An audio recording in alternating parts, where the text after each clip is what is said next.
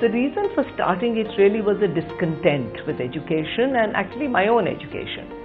I felt that I'd gone to a very good school, St. Mary's in Pune, which was considered one of the best in the country at the time. And I did very well. And I was married off very soon after. I was just 18 when I was married.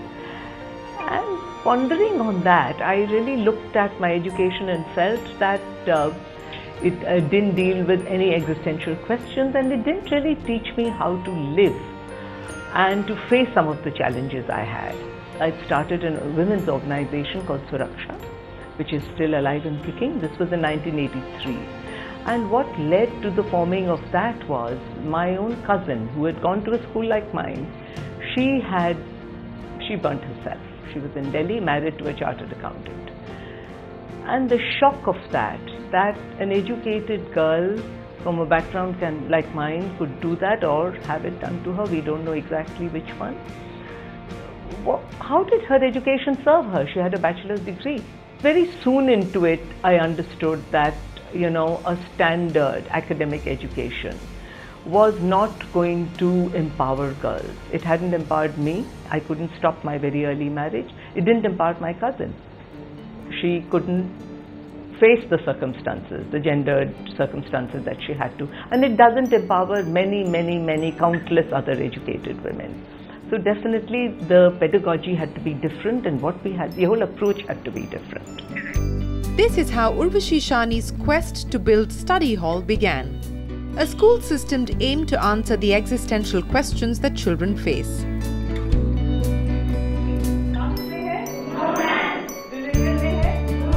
What started in her garage in Lucknow in 1994 with a handful of students is today an amalgamation of schools, digital learning centers, teacher education programs and partnership with state governments of Uttar Pradesh and Rajasthan that has impacted the lives of lakhs of youth. And through this journey, the pillar of the Study Hall Education Foundation has been its unique pedagogy based on critical dialogues. At Prerna, which is our school for girls, very early, almost a year or two into the school, there was high absenteeism, there were dropouts, and we were struggling.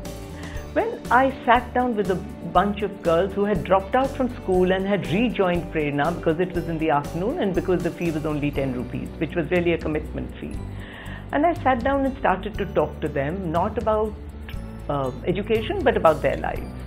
And what I found that in these dialogues, which we call critical dialogues, the girls were not only telling their stories, but in the telling of their stories, they were finding a new understanding of themselves, a new almost construction of themselves. And in that, collectively, as we were listening to each other's stories, we were building a new sense of who we were as equal people. So it was in these informal dialogues, so to speak, though they were during school hours, that I realized that this was a very, very important direction in which our education of girls should go. And then we formalized it and put it as part of the official curriculum. Once a week, for 1 hour at least, and normally it ran into much more than that, during the school day, we would engage in these critical dialogues.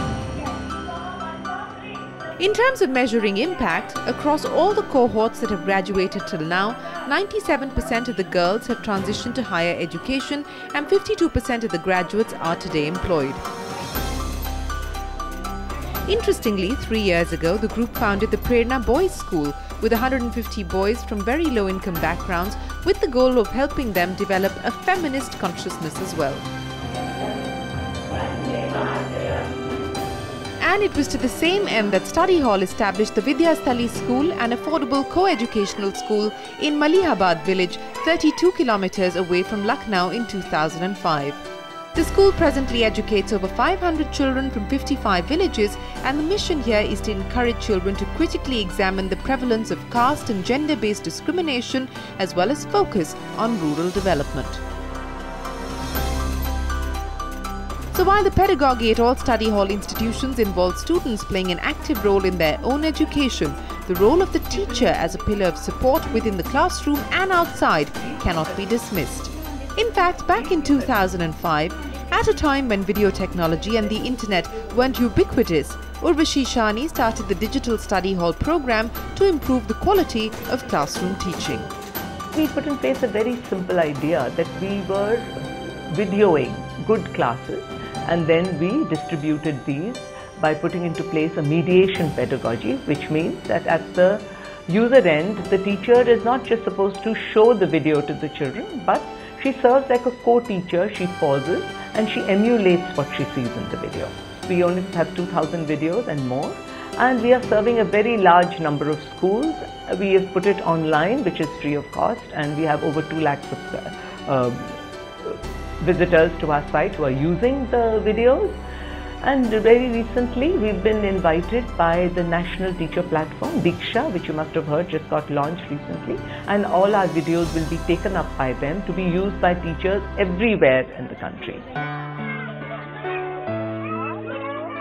Study Hall also manages 16 nurturing education centres in very low-income neighbourhoods in and around Lucknow to help children who are currently out of school transition into formal schooling.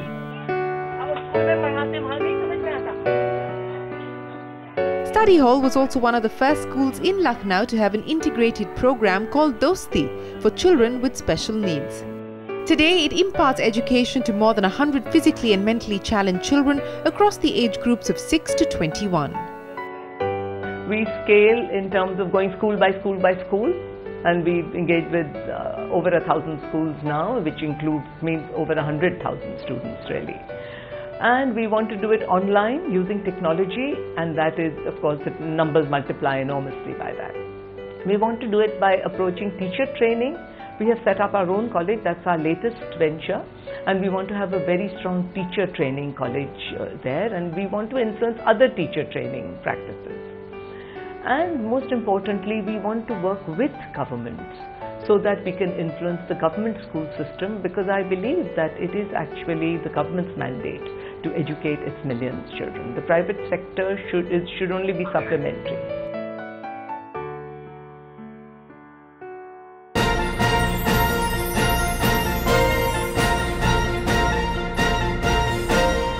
Change Agents, Social Entrepreneur of the Year 2017, powered by Young Turks.